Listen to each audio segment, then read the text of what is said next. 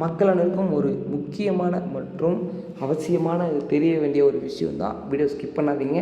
நாங்கள் கூட்டணி வைத்துக்கொள்ள தயாராக உள்ளோம். அதாவது யார் கூட்டணி வைத்துக்கொள்ள தயாராக இருக்காங்க, எந்தெந்த கட்சி கூட்டணியில் இருக்கிறது என்பதை பொறுத்திருந்து பார்க்கலாம். வீடியோ ஸ்கிப் பண்ணாதீங்க.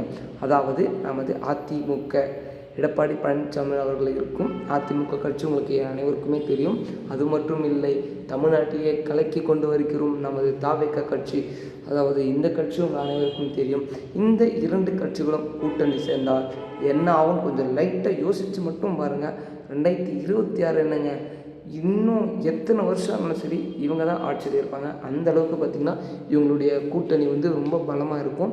அது மட்டும் இல்லை, இவங்க கூட்டணி வைத்துக்கொள்வதற்கு அதாவது அதிமுக தான் ஃபஸ்ட்டு நோட்டீஸ் அனுப்புனாங்க. பட் தாவேக்கா இன்னும் எந்த ஒரு அதிகாரப்பூர்வ தகவலும் தரல.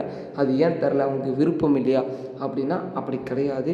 ஏன்னு கேட்டிங்கன்னா, கரூர் நடந்த சம்பவத்தால் அவங்க ரொம்ப பாதிக்கப்பட்டிருக்காங்க.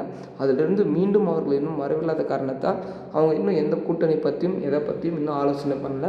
அது மட்டும் இல்லை, கூடிய விரைவில் ஆலோசித்து ஒன்று சேர்வார்கள் என்று மக்கள் ஆர்வமாக இருக்கிறார்கள். அப்படி கண்டிப்பாக ஒன்று சேர்ந்தால் 2026 சட்டமன்ற தேர்தலில் நீங்கள் எலெக்ஷனே வைக்க வேணாம், டைரெக்டாக போஸ்டிங் குத்துலாம் நான் சொல்லுவேன். மக்கள் உங்கள் கருத்து என்ன? அதாவது இவங்களுக்கு எதிராக திமுக கூட்டணி சேர்ந்து மீண்டும் பதவியை வைத்து கொள்வார்களா என்பதை பொறுத்திருந்து பார்க்கலாம்.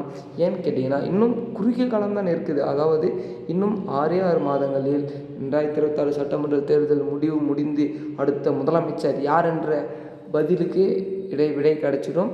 அது மட்டும் இல்லை, நீங்கள் 2026 சட்டமன்ற தேர்தல் வாக்கை யாருக்கு அளிப்பீர்கள்? அதாவது நமது அதிமுக எடப்பாடி பழனிசாமி அவர்களுக்கா, இல்லது தாவேக விஜய் அவர்களுக்கா, இல்லை திமுக மாண்புமிகு முதலமைச்சர் மு.க.ஸ்டாலின் அவர்களுக்கா, இல்லை நாம் தமிழர் கட்சி சீமான் அவர்களுக்கா என்பதை பொறுத்திருந்து பார்க்கலாம். இந்த மாதிரியான அரசியல் தொடர்பான நிகழ்வுகளை தெரிஞ்சுக்கணுன்னா நம்ம சேனலை சப்ஸ்கிரைப் பண்ணிக்கோங்க. ஓகே மக்களே, அடுத்த வீடியோவில் அடுத்த காணொளியில் சந்திப்போம். நன்றி, வணக்கம்.